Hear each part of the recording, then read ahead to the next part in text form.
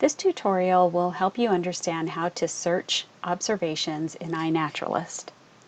iNaturalist is an online social network of people sharing biodiversity information to help each other learn about nature. It is a crowdsourced species identification system and organism occurrence recording tool that can provide scientifically useful biodiversity data, but its primary purpose is to connect people to nature. If you are considering using observation data from iNaturalist, keep this important fact in mind.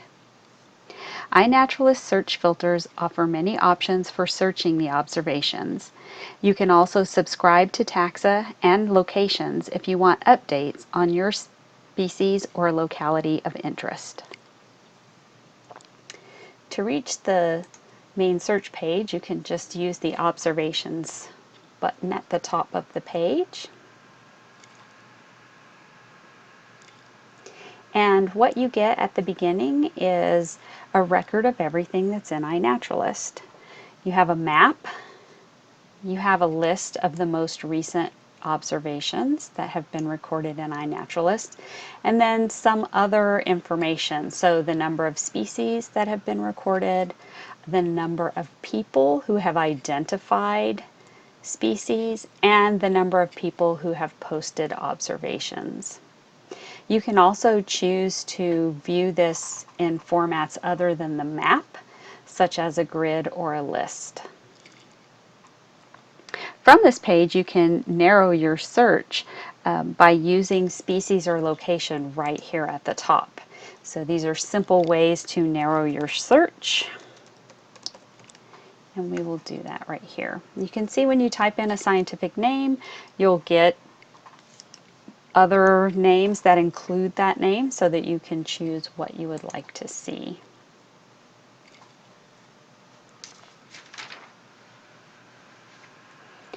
iNaturalist generally uses common names as part of its goal to connect people with nature, but scientific names are associated with them as well.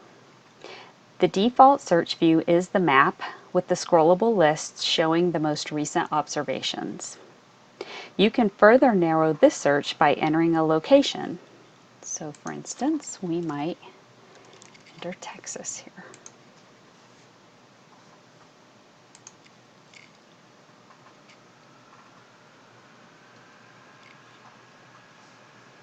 And you can see that this narrows down your search to the location you've asked for.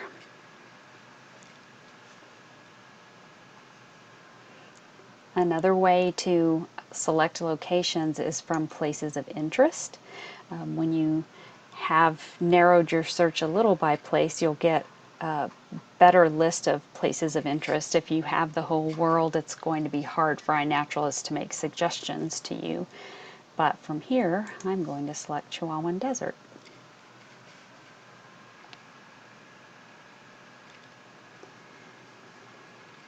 You can view the individual observations by selecting a point on the map,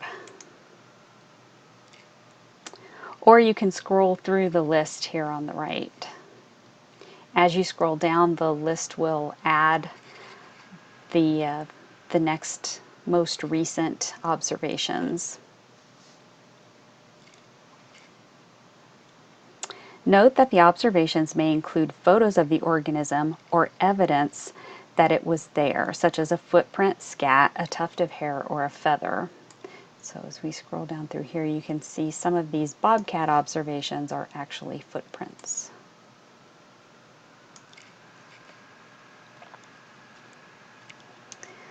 Also, if you prefer the map to be in a different format, you can select satellite,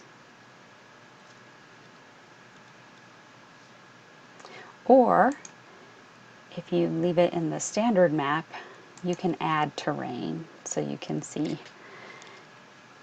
mountains and other terrain that would show on a topographic map.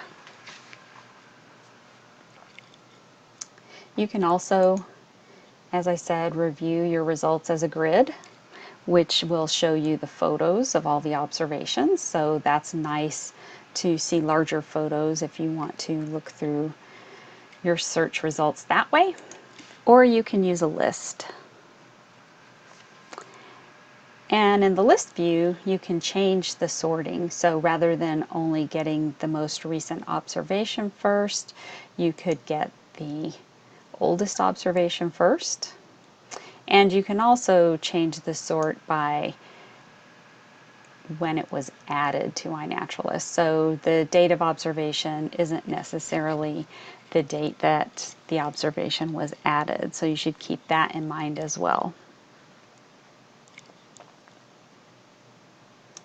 From the bar up above, you could view the number of species you have in your search. So if we hadn't used bobcat and we're only searching Chihuahuan Desert, we would have lots of species. So we could look at those individually. You can see the identifiers and the observers. Identifier profiles can really help you decide which observation identifications seem most reliable. So for instance, we look at this person's profile and you can see he's a mammologist for Texas Parks and Wildlife, and that his identifications are probably pretty reliable given his profession.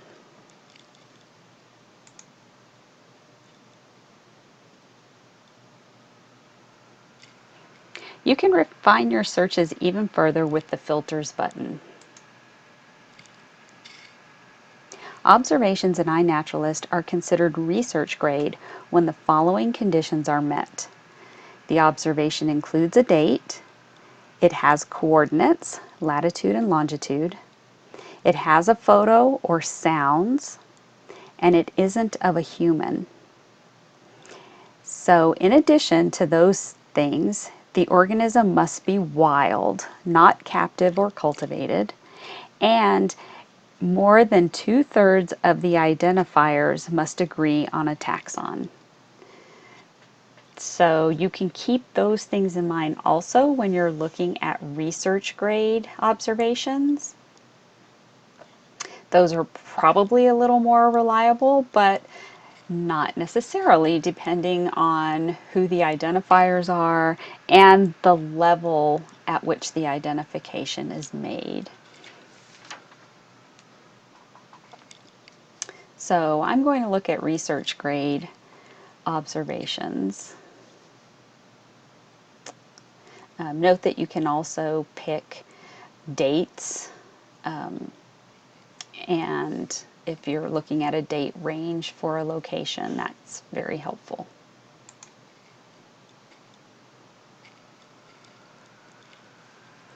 So you can see that reduced our number of observations now. iNaturalist provides excellent instructions and tutorials on creating an account. And the reason I bring that up is that once you have the data that you would like to work with, you can download it. And in order to download data, you have to have a login.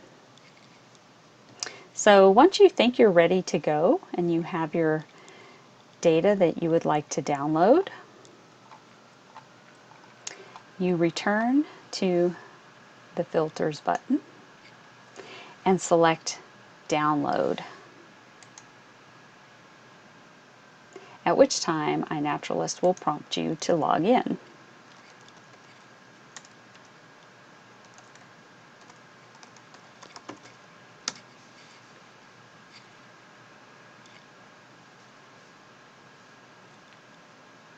Once you are logged in, the query that you've been working on will show up in the Create a Query.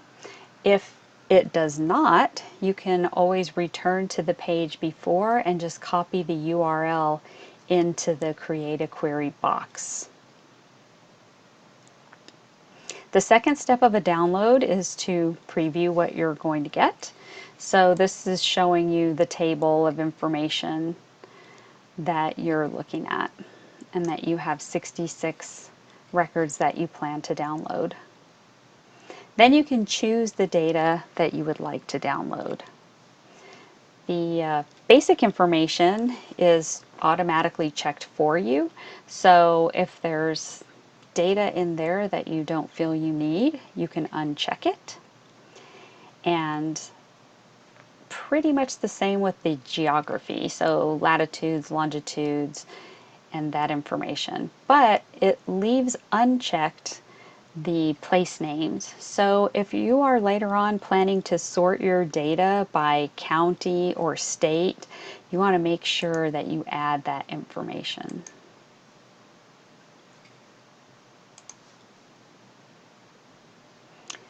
The taxon information is automatically checked, but then there are extras. So if you are looking to sort this later, if we had more than one species and we wanted to sort it by families or some higher taxa, you would want to make sure you select those here as well.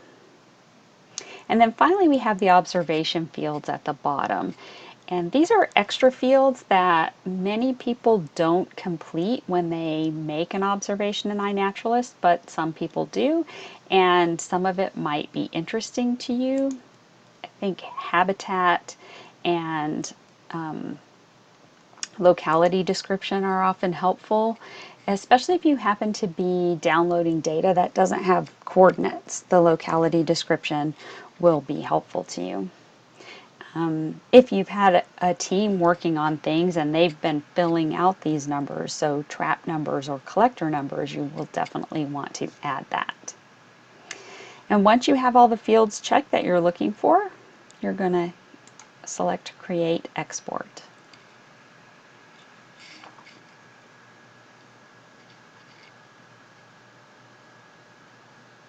Once the report is complete, you'll need to download it with the download button here. The report will come in a zip file that you will have to extract, and then you will have a comma-separated value format file, which can be opened with Microsoft Excel. And then once you have it in Excel, you can sort it, graph it, and otherwise manipulate it according to your needs. So that's basic searching in iNaturalist using the observation map. One other way that you might find interesting is by drilling down through the species. So for the links that we just looked at, we would start with mammals.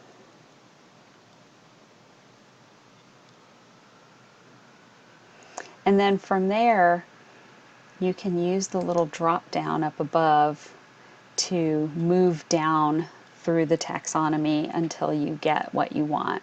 So that's another way to search through. If you aren't exactly sure what you're looking for, that can be helpful. We won't go into projects and places. Those are a little more detailed, and iNaturalist does have some nice tutorials on using projects, especially for educators.